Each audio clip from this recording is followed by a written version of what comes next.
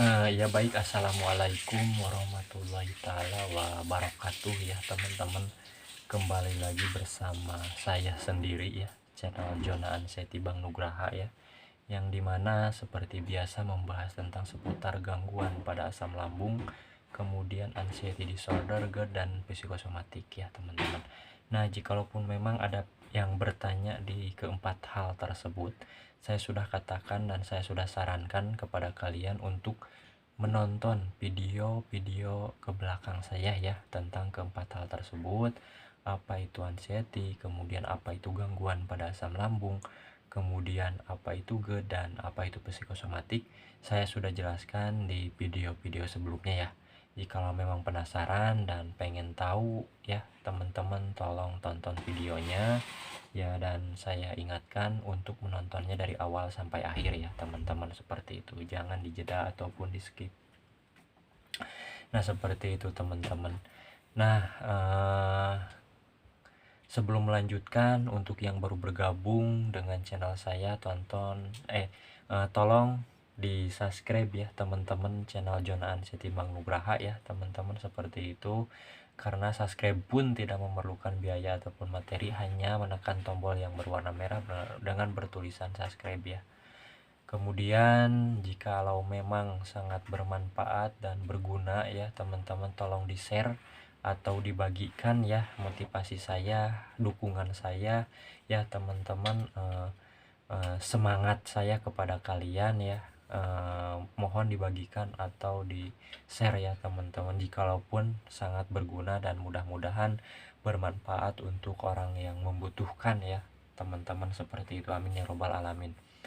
Nah, kemudian mungkin di akhir saya menyarankan kepada kalian untuk tonton videonya dari awal sampai dengan akhir, jangan di skip ya ataupun diloncat-loncat, karena siapa tahu ya teman-teman, bagian per bagian video saya atau menit per menit pun ya, video saya berguna dan ada hal yang mungkin bisa kalian ambil ataupun petik dan bisa kalian terapkan dan bisa kalian praktekkan ya. Mudah-mudahan sangat membantu ya teman-teman, amin ya robbal alamin.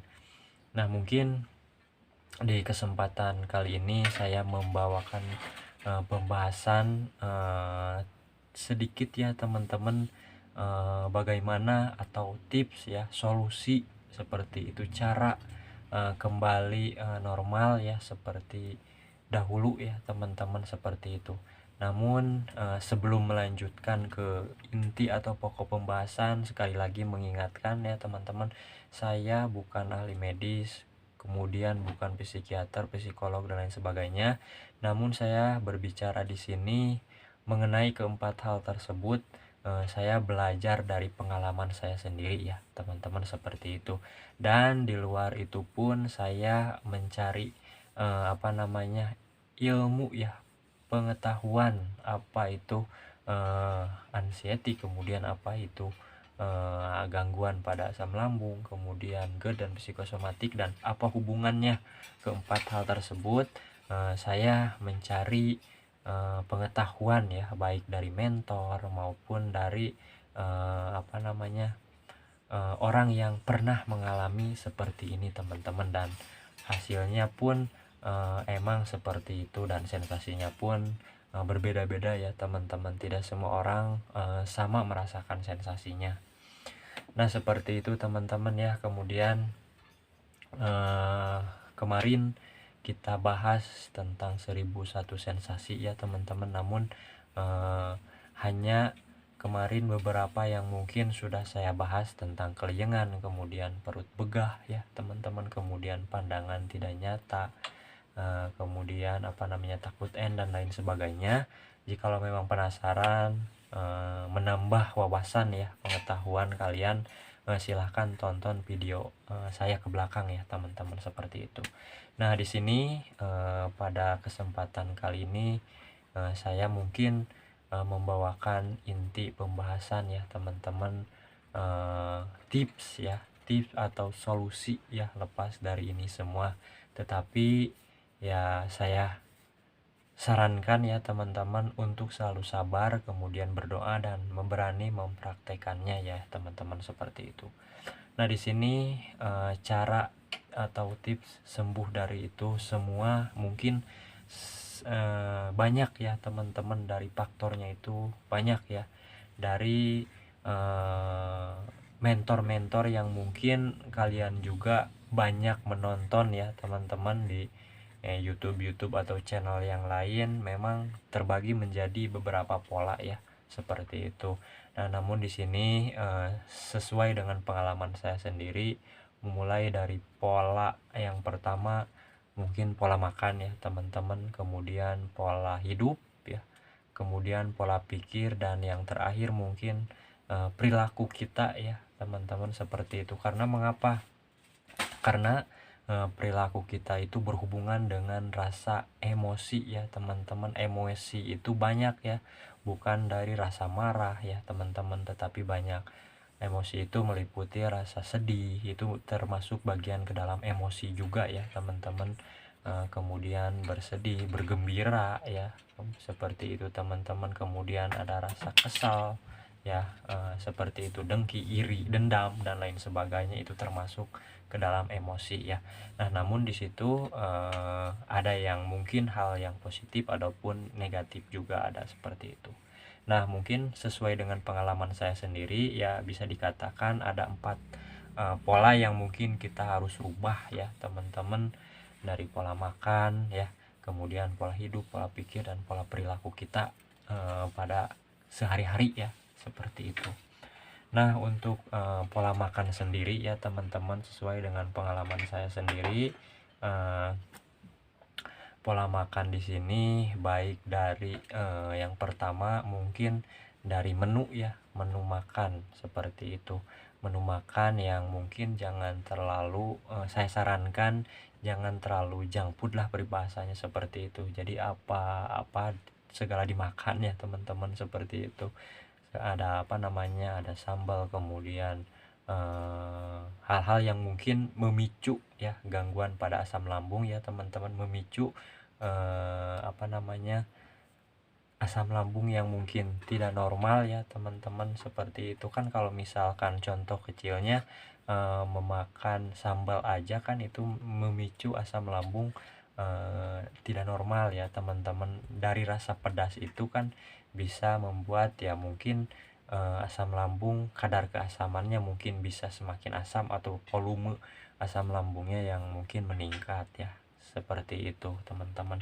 Nah, jadi saya di sini menyarankan mungkin yang apa namanya, sudah agak membaik ya, kalau misalkan makan sambal mangga, tetapi dengan kapasitas yang tidak berlebihan ya teman-teman, kemudian tidak terlalu apa namanya, pedas juga ya, seperti itu, dan dijaga kapasitasnya, seperti itu.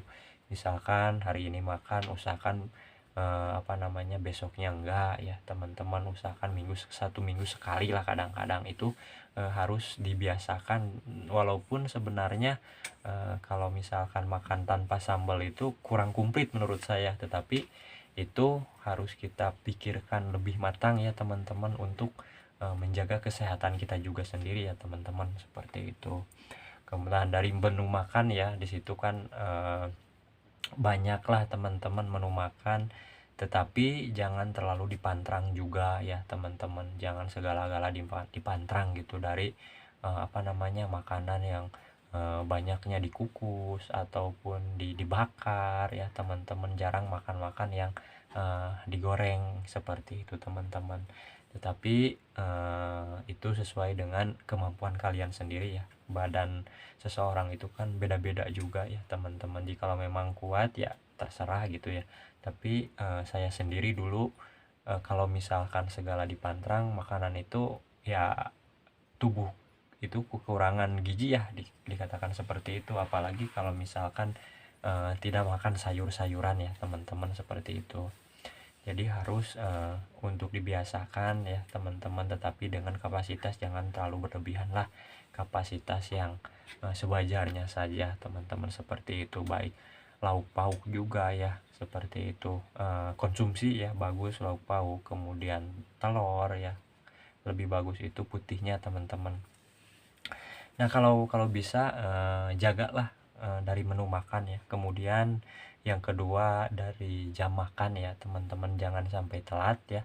Kalau misalkan sudah dibiasakan, misalkan dalam sehari 3 kali sarapan, misalkan jam 9 ataupun jam 8 ya, usahakan di jam itu konsisten ya untuk hari-hari selanjutnya teman-teman. Jangan misalkan sarapan jam 8 biasanya, nah misalkan dibiasakan lagi sarapan itu nanti siang makan jam 12 misalkan atau jam 1 seperti itu, nanti mulai nggak nyaman lagi ke sananya gitu ya teman-teman. Harus dibiasakan, jangan telat makan, harus konsisten pada waktu makan teman-teman, seperti itu.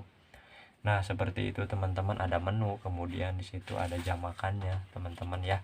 Kemudian ya mungkin di sini saya tidak menjelaskan panjang lebar karena waktu ya teman-teman, seperti itu.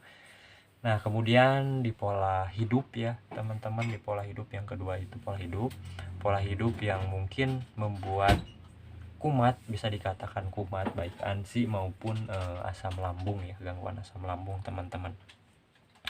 Mungkin ya hal yang pertama itu yang harus mesti dihindari itu rasa pola hidup itu begadang ya. Jangan terlalu lama-lama membiasakan tidur untuk tengah malam ya teman-teman, seperti itu. Biasakan tidur kalau misalkan kalau bisa ya jam 8 jam 9 pun sudah berbaringan lah di tempat tidur ya teman-teman, seperti itu. Nanti juga kalau misalkan susah ya usahakan dengarkan audio terapi, kan banyak lah di YouTube audio terapi, kemudian murotal ya, seperti itu teman-teman, banyak di situ. Nah kemudian pola hidup yang teratur ya teman-teman, kemudian jangan bergadang lah intinya, seperti itu yang hal yang utama ya teman-teman dalam pola hidup ya, seperti itu. Kemudian lingkungan ya teman-teman, lingkungan kita itu harus dijaga ya teman-teman. Jadi jangan